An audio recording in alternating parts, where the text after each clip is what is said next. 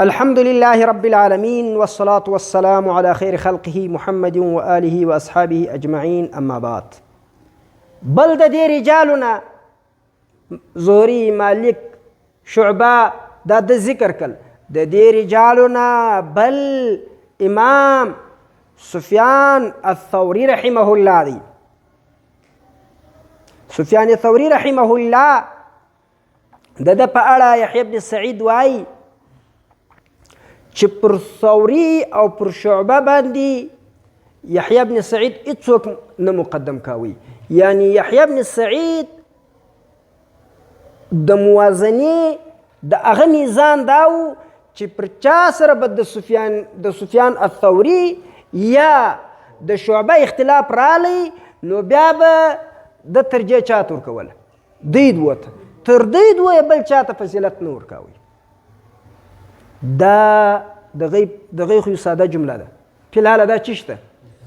خدا یو ډېر غټ شی مشترک کوي وروره. دا په فن کې د هغه نهایي خبرو څه ده؟ پلانه در پلاني مخکې کاوي، پلانه در پلاني مخکې کاوي. دا چیش دا رقم ده وروره چې روایت دوه کسان وکي، یو رقم وکي، بل رقم وکي. کله کله دا روایت 5 کسان یو رقم وکي، بل رقم وکي. دا یو دا پر زیاتې در دې 5 کسان. دا ته وایي میزان. څه ورته وایي؟ میزان. دا د دې لکه فاعل لام کلمه په چا کې؟ په صرف کې. پر دې باندې که د فاعل لام کلمه دا میزان سړی صحیح نه وپېژني نو صحیح و معموز واجب و ناقص و لپې په ګرد پله ګډوډ وایي. صحیح ده؟ دا میزان دی د حدیثو چې پلان د کومې رتبې سړی دی، پلان د کومې رتبې سړی دی، پلان د کومې. او اوس هم چې څوک علل زده کوي دا شی به زده کوي. په هر مکثر شیخ کې به ترازوګان شته. اعمش دا مکثر شیخ دی، په ده کې ترازو څوک دی؟ سفیان ثوري دی. زهري دا مکثر شیخ دی، په ده کې ترازو څوک دی؟ مالک دی. سفیان ابن عیینه دی. صحیح سو؟ یونس بن یزید اللیلی دی. شعیب بن ابي حمزه دی. صحیح سو؟ دا هر یو مکثر راوي شیخ خپل میزان لري. دا کلمات دغه میزان کلمات دي. دلته ساده ذکر کېږي، خلکو ته ذوق نه معلومیږي. خو کوم خلک چې د فن وي هغوی ته دا خبرې ډېر خوند ورکوي چې پلان مقدم دی، پلان مقدم دی، پلان مقدم دی. دغه وایي عبدالرحمن بن مهدي يقول حدثنا أبو خلدة فقال له رجل كان ثقة. هغه وویل چې ما ته ابو خلده روایت بیان کړی دی. برای سلور ته ویل چې ابو خلده چې دی څوک دی؟ فقال له رجل كان ثقة. ابو خلده څوک و؟ آیا ثقه و؟ د ابو خلده چې دا روایت بیانوي آیا د ابو خلده كان ثقة؟ آیا چې شو؟ ثقه و؟ فقال كان صدوقا وكان خيارا وكان مامونا. الثقه سفيان وشعبه. وروره صدوق و، ښه سړی و، امانتدار سړی و، مامون و، خیار و، صدوق و. ثقه خو سفیان دی یا شعبه دی.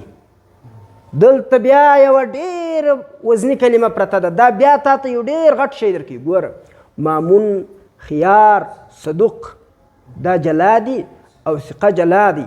دلته د ثقه معنا ډېره بلندي ده. ولې دلته په مقابل کې څوک ذکر دی؟ مامون و صدوق ده. نو که چیرې د غی سړی صدوق نو دا ثقه سو.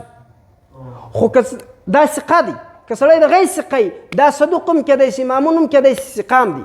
خو که ثقه په مقابل د مامون و د صدوق کې ذکر و بیا چش دی؟ بیا چش دی؟ بیا د ثقه مقام ډېر لوړېږي. زما خبرو ګوره تی پوهېږي که نه په پوهېږي. زه تی ته د فن خبره وایم، فن دی وایي. یوه خبره ته په عام حالات کې ذکر کړې، یوه خبره ته په مقابله کې ذکر کړې. چې په عام حالات کې ته کومې خبرې ذکر کړې د دې یو معنا یي، خو چې ته په یو مقابله کې ذکر کړې خبره بیا یې چې شوي.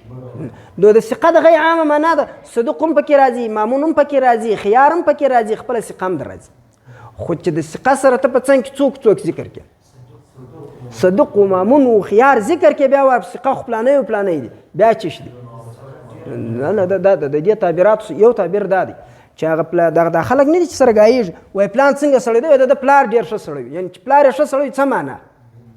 یعنې دی نو مشوره وه د دې دا معنا نه ده چې دی هم ښه کله کله د هغه معنا ده چې دی هم ښه سړی دی پلار یې ډېر ښه سړی وي مشر ورور یې عجبه ښه سړی دی د دې دا معنا نه ده چې دی هم ښه سړی دی کله کله د هغه معنا ده چې مشر ورور یې ښه سړی څه ښه سړیتوب دوم دې زده کړی کله کله دا معنا ده چې دی په دې نه ارزي چې زه درته ووایم ښه سړی چې دی په دې کې هغه پلانی دی دا خو زموږ ته د معاشرې هم خبرې دي د حدیث هم دا رقم خبرې چې ورته ووایه چې پلانی څنګه سړی دی وایي په پلان کې ثقه دی په چا کې ثقه دی د دې څه معنا ده یعنی په د بل چا څه چې روایت وکړي هغه بیا په هغه سویه نه دي دا ګردې وزني خبرې دي تلل کېږي ترازو دی دا ټولې دا رقم دي البته ښه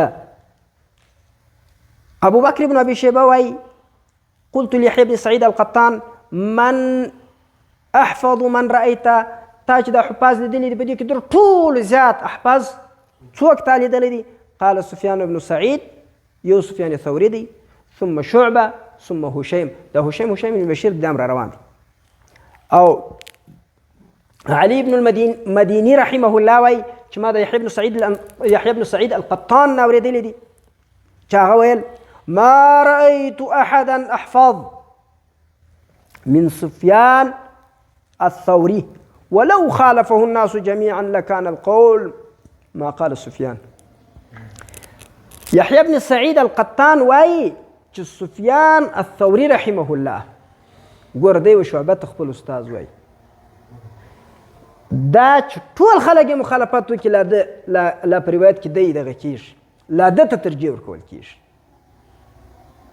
یعنی دا هغه وخت وي دا یعنی د مثال په توګه دا یو داسې کړی ده چې دی نه ده چې واقع کېږي دا څه شي ده دی نه ده چې واقع کېږي په دې باندې د ده وثاقت په خاص شیوخو کې معلومېږي د ده میزانیت په ډېرو کسانو کې معلومېږي او داسې نه ده چې ټول خلکو امکان شته اوس زه د سفیان سره مخالفت کوی ته ورسره کوی شې نو لو خالفه الناس جميعا لكان القول ما قال سفيان د دې امکان شته چې موږ مخالف په ناسو کې داخل که نه داخل په دا جميع الناس کې خو موږ ته هم داخل خو امکان نه لري چې زموږ د سره مخالفت راشي نو دا امکان نه لري چې د زمانې ټول محدثین دي د مخالف سي یا دا په خاصو کړیو کې دا شان دا تعبیرات واقع دي خو په خاصو کړیو کې واقع دي اوس یعنی په مثال په توګه په احمش کې یو روایت دی یو رقم وکړي نور ټول بل رقم وکړي د بیا هلته اولاد ټول به نور څو باره راځي هغه روایت به یا 3 کسان کوي یا بیا 2 کوي په پوه شواست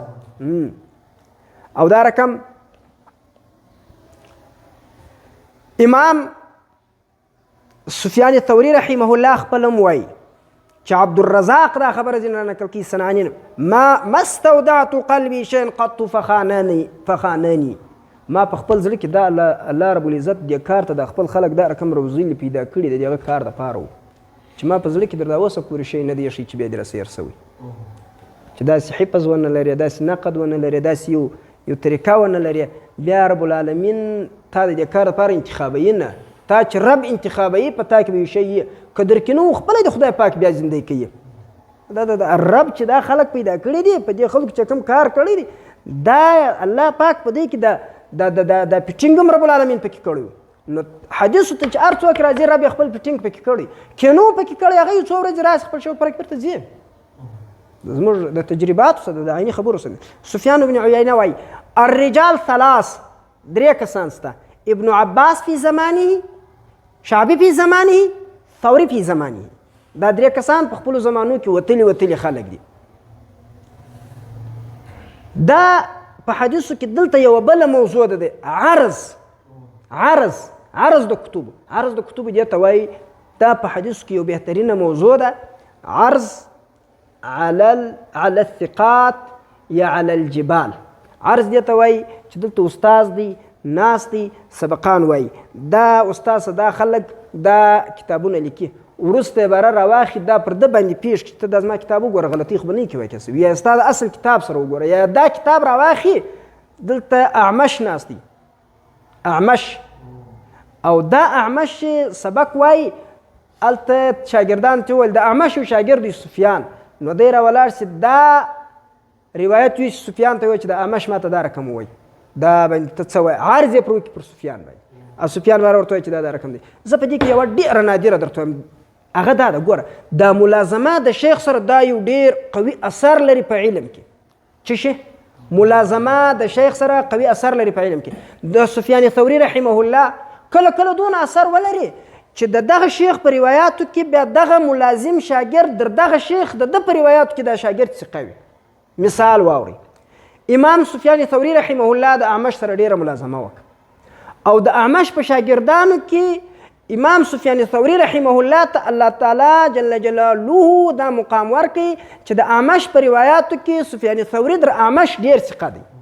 څنګه اعمش په روایات بیان کو، سفیان ثوري خپل بیا یو حلقه درلوده، دلته به د شاګردانو جلول به عربي ورلو سفیان ثوري لره چې موږ ته اعمش دا روایت دا رقم د ورته کتل به دا روایت خطا دی، دا خطا دی، دا خطا دی، برته ورلو دا چې خطا سوی دی، برته بیا وراړو بیا چې به اعمش کتابو ته مراجعه وکړه د سفیان ثوري رقم وو. دا ته وایي چې د شیخ په مرویاتو کې د شیخ شاګرد در شیخ هم چشتي، دا ته وایي ملازمه د شیخ سره. دا پناه په استاد ده، ار پن پناه په شیخ پناه په لاب، ار پن پناه لري، ار فن فنا لري.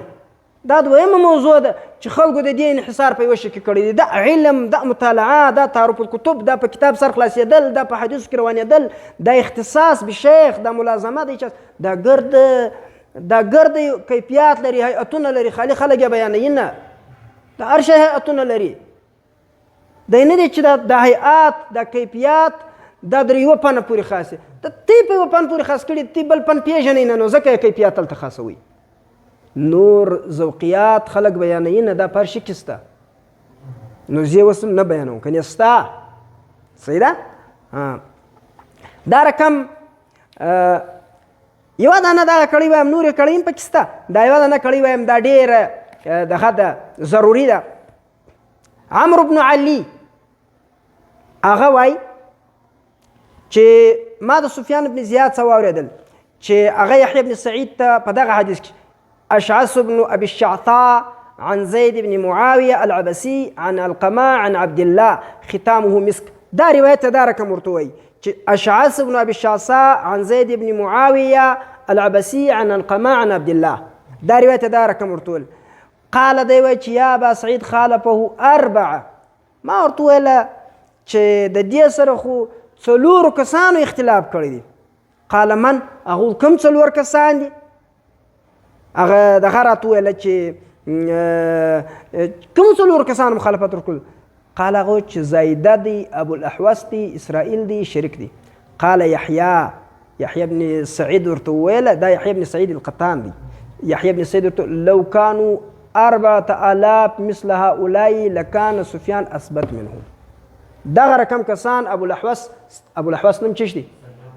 ماشاءالله یار کارونه کبلا صاحب، تا ته بس زه انعام در کوم، بالکل یې در کوم. اوس دستې به زه چوم نشي پیدا، خیر اوس نه پیدا کېږي، در کوم یې. دا زایده دی، ابو الاحوص دی. زایده څوک دی؟ زایده ابن قدامه دی. ابو الاحوص دا سلام ابن سلیم دی. د سلام نوم چې ذکر کېږي دا سلام دی بتشدید اللام دی، الا هغه بیا زه درښیم. و اسرائیل و شریک، دغه کسان یې مخالفین دي. ته څنګه د سفیان دا روایت دغه رقم منې؟ هغه ورته ویل، یحیی ورته ویل چې لو كانوا 4000 مثل هؤلاء، که دا رقم 4000 کسان د سفیان مخالفین هم سي لکان سفیان اثبت منهم، بیا هم سفیان در دوی چش دی؟ اثبت دی. دا هغه څه خبرې دي، دا دوه خبرې لا د خوب نه دي. دا لا وایم. عبدالرحمن وایي هؤلاء 4 قد اجتمعوا وسفیان اثبت منهم والانصاف لا باس به. عبدالرحمن ابن مهدي هم دغه خبره کړې ده چې دغه کسان چې دي، دغه 4 کسان سفیان در دې 4 سره اثبت دي. او یحیی بن سعید هم وایي سفیان فوق مالک فی کل شیء. سفیان در مالک په هر شي کې، در مالک هم درجه بلنده لوړه ده. وروسته بیا د خوب دی، هغه انشاءالله تعالی زه نه وایم ځکه بیا تی په خپله ووایست. سبحان ربک رب العزة عما یصفون وسلام علی المرسلین والحمد لله.